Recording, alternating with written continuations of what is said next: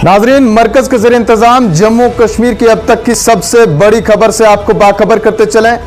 आप कश्मीर उज़्मा देख रहे हैं, मैं हूं आपका मेजबान शब्बीर वानी। जम्मू कश्मीर की अब तक की सबसे बड़ी खबर से आपको बाखबर करने की कोशिश करेंगे, लेकिन सबसे पहले तस्वीरें।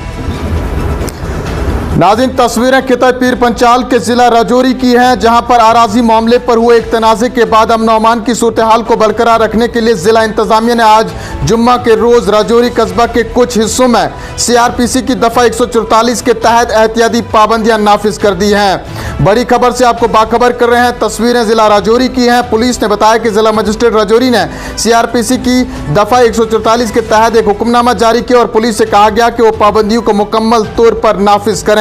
उन्होंने कहा कि इलाके के कुछ हिस्सों में गाड़ियों की आमदोरफ्त को भी रोक दिया गया है ताकि अमन अमान की मुनासिब देखभाल को यकीनी बनाया जा सके।